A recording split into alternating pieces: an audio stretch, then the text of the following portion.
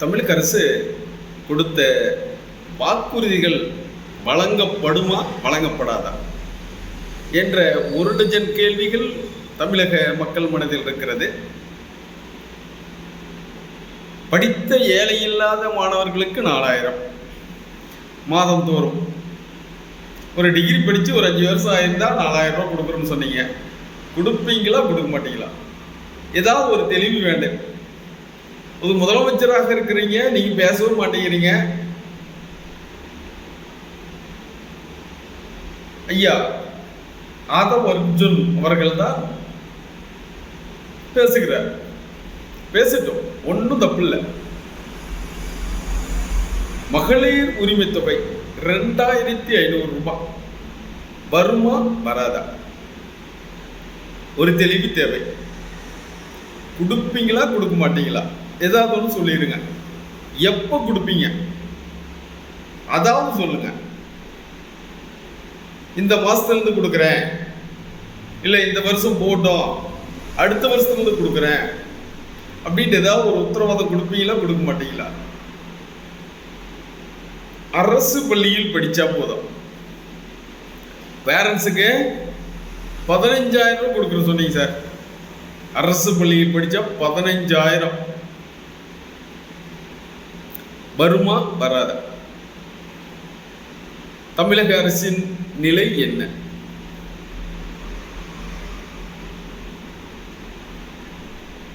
சொல்லுங்க சார்.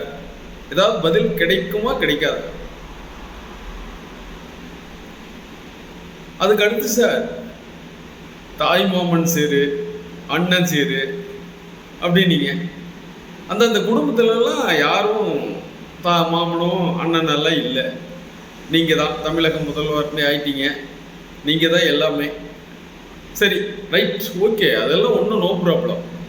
அவர்களுக்கு வர வேண்டிய தொகை வருமா வராதா? தெளிவு தேவை. அப்புறம் சார் அடுத்து இது மாதிரி அடிக்கிட்டே போகலாம் சார். ஓஏபி இன்க்ரீஸ் பண்ணுறோன்னு சொன்னீங்க. பல லட்சக்கணக்கான இளைஞர்களுக்கு வேலை வாய்ப்பு உருவாக்குறேன் அப்படின்னீங்க.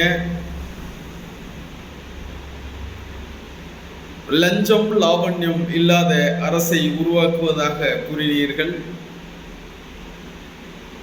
இதெல்லாம் ஓகே. ஏதோ டாஸ்மாக் என்னமோ பிரைவேட்டுக்கு போயிட்டு இருக்கதா தகவல் வந்துட்டு இருக்கு. அது எது உண்மை எது பொய்ன்னு தெரியல. நம்மளுடைய கவர்மெண்ட் மத்திய அரசை அவை கொடுக்கறதெல்லாம் போதுன்னே இருக்கிறீங்களா? மத்திய அரசை பற்றி எதுவுமே கேள்வி கேட்க மாட்டேங்கிறீங்க. நீங்கள் ₹1 ஜிஎஸ்டிக்கு எடுத்தால் உங்களுக்கு 22 பைசா தான் கொடுக்குறாங்க. மீதி 78 பைசா அவங்க எடுத்துக்கிறாங்க. அது கொடுக்கறதே உங்களுக்கு போதுமா? கல்விக்கு அவர்கள் கொடுக்கும் நிதியை காணா சுவாகா ஆயிடுச்சு. கல்விக்கு கொடுக்கும் பணத்தை நிறுத்திட்டாங்க. மேகதாது பற்றி பேசுறீங்க, நன்றி, வாழ்த்துக்கள். ஆனால் அவர் நான் கட்டியே ஆகணுங்கிறாரு. யாருங்க? நீர்ப்பாசனத்துறை அமைச்சர்னு சொல்றாரு, முதல்வர் சிவகுமார்னு சொல்றாரு.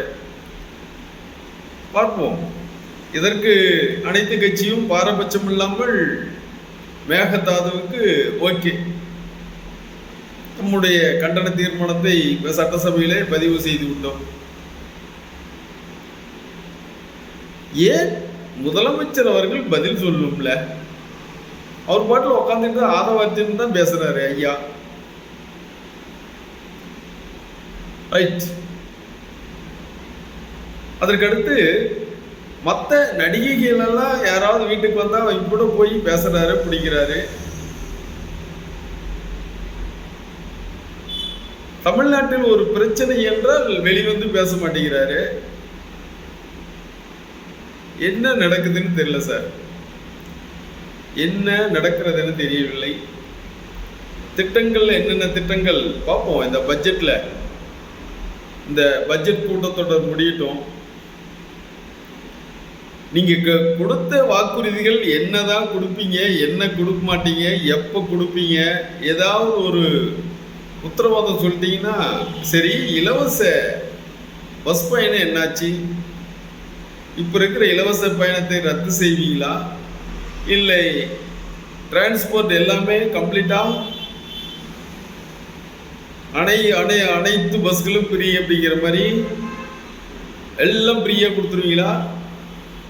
கன்னியாகுமரியிலேருந்து காஷ்மீர் வரலும், மெட்ராஸ் விடுறதை விட காஷ்மீர் வரலும் விட்டுருங்க, ரொம்ப நல்லதாக இருக்கும். போயிட்டு வரட்டும், நம்ம தமிழக மக்கள் தானே சார். இங்கே சம்பளம் கொடுக்கறதுக்கு காசு இல்லை. டிப்போவெல்லாம் பூரா எல்லாம் அடவு வச்சுருக்காங்க. டிப்போவெல்லாம் பூரா அங்கங்கே அடவு இருக்குது. டயர் டிப் வாங்குறதுக்கு காசு இல்லை. உள்ள என்ஜின் வேலை செய்கிறதுக்கு எந்த காசும் இல்லை. இப்பயே இந்த நிலைமை இருக்குது. நீங்கள் மப்சல் பஸ் எல்லாம் பிரி விட்றேன்னு சொன்னீங்க. பிரி விட்டுட்டா அப்புறம் என்னதான் இது, என்ன நடக்கும், என்ன நடக்குன்னு தெரியல. 2.5 லட்சம் கோடி இதில் கடங்கிறீங்க இபியில். இந்த இபி எங்கே கொண்டு போய் எங்கே நிறுத்துறதுன்னு தெரியல. எங்கிருந்து பணத்தை திரட்டுவீங்கன்னு தெரியல. என்ன பண்ணுறதா ஐடியா? வெள்ளை எரிக்கி தப்பா வெள்ளை எரிக்கி கொடுக்குறீங்க. இப்போ எது கம்பேரிட்டிவா நம்ம கொடுக்கணும் அப்படின்னாலும் மத்திய அரசு என்ன இருக்கு, நம்மளது என்ன இருக்கு, மத்திய அரசுடைய ஆவரேஜ் என்ன, நம்மளது என்ன, நம்மளுடைய பர் கேபிட்டா இன்கம் எவ்வளவு, கடன் மட்டும் சொன்னீங்க, பர் கேபிட்டா இன்கம் எவ்வளோன்னு சொல்லல. ஒரு ஆளுக்கு இவ்வளவு வருமானம் வருது, இவ்வளவு கடன் சொல்லல. சென்ட்ரல் கவர்மெண்ட், மாநில மத்திய அரசு கொடுத்த எல்லாமே ஸ்டாட்டிஸ்டிக்ஸில் நம்மளுடைய வளர்ச்சி சதவீதம் டபுள் டிஜிட் இருக்கு அப்படிங்கிறாங்க. நீங்கள் எல்லாமே நெகட்டிவாக தான் உங்களுடைய அறிக்கை இருந்தது. Human resources must be elevate. ஒரு ஸ்டேஜிலேருந்து அடுத்த ஸ்டேஜுக்கு கொண்டு போகணும். அதுதான் நாம் போட்டிருக்கிற நல்ல மூலதனம். ஒவ்வொருத்தரும் படித்து ஒவ்வொருத்தரும் அந்த லைனுக்கு வந்துட்டால் அவன் குடும்பத்தை அவன் காப்பாற்றிக்குவான். அதனால் கல்விக்காக படிக்கிற மாணவ மாணவிகளுக்காக செலவு செய்யும் தொகையை ஒரு செலவாக கருதாமல், அது நாம் எப்படி இன்ஃப்ராஸ்ட்ரக்சருக்கு நம்ம செலவு பண்ணுறோமோ அது போன்ற இந்த படிக்கும் ஹியூமன் ரிசோர்ஸுக்கு செலவு பண்ணுறத ஒரு செலவாக கருதாமல், அதே மாதிரி அன்றாட 3 வேளை சாப்பாட்டுக்கு வழி இல்லாமல் அந்த நிலையில் இருக்கும் மக்களை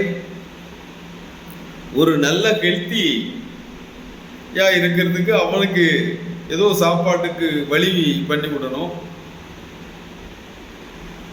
எல்லாருக்கும் எல்லாமே அப்படிங்கிற மாதிரி பல திட்டங்களில் பல குளறுபடிகள் இருக்கிறது. தேர்தல் வாக்குறுதி என்னாச்சு என பொதுமக்கள் சார்பாக கேட்டுக்கொள்கிறேன். அனைத்து மக்களும் கேட்குறாங்க. இதுக்கு ஏதாவது பவுண்டரிஸ் இருக்கா இல்லையா? எதனால் ஏதாவது அறிவிப்பு வருமான்னு பார்த்துட்டு இருக்காங்க. ஒன்றையுமே காணா. கிடைக்குமா கிடைக்காதா? 2500 ரூபாய் கிடைக்குமா கிடைக்காதா?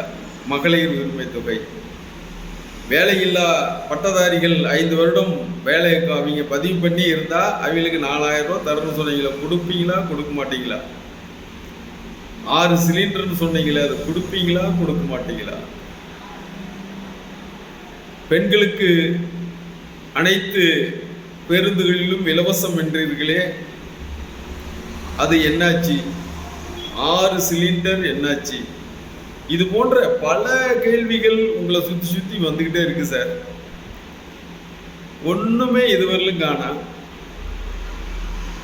பட்ஜெட் கூட்டத்தொடர் ஓடிக்கிட்டு இருக்குது. எதுவுமே நடந்த மாதிரி தெரியல. அடுத்த கூட்டம் என்ன பண்றீங்கன்னு பார்ப்போம். தமிழக மக்கள் விஜய் என்ன பண்ணுவார் பார்த்துட்டு இருப்பாங்க, பார்க்குறாங்க. ஆனால் நீங்கள் எதுவும் பேச மாட்டேங்கிறீங்க. ஆதவ் அர்ஜுன் அவர்கள் தான் முதலமைச்சர் போல எல்லாத்துக்கும் கேள்விக்கு பதில் சொல்றாரு. இப்போ மக்களுக்கெல்லாம் ஒரு சந்தேகம் வந்துடுது, விஜய் முதல்வரா ஆதவ் அர்ஜுன் முதல்வரா என.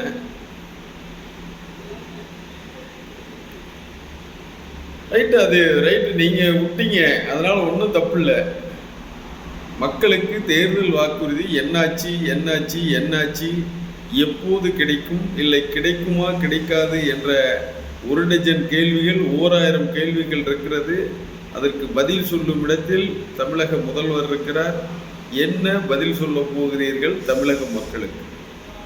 உங்களுக்காக நம் விஜய், நம் அண்ணன், நீங்கள் தான் சொல்லுவீங்களே, மக்களுக்கு ஏதாவது ஒன்றுன்னா நான் ஓடி வந்து முதலாக நிற்பேன், நான் கம்முனா நிற்க மாட்டேன் அப்படிங்கிறீங்களே.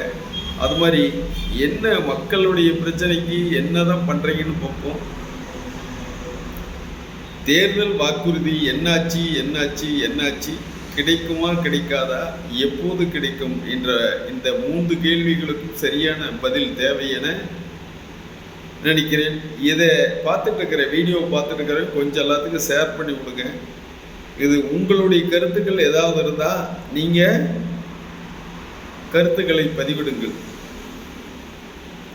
தமிழக முதல்வர் அவர்கள் காதுகளில் எட்டும் வரை கொஞ்சம் ஷேர் பண்ணி விடுங்க. நம்ம சேனலை கொஞ்சம் சப்ஸ்கிரைப் பண்ணிக்காங்க. அப்போ தான் நான் போடக்கூடிய இது மாதிரி ஒரு முக்கியமான வீடியோக்கள்லாம் உங்களுக்கு வந்து சேரும். ஓகேவா? ஷேர் பண்ணி விடுங்க, சப்ஸ்கிரைப் பண்ணுங்கள். Thank you for all.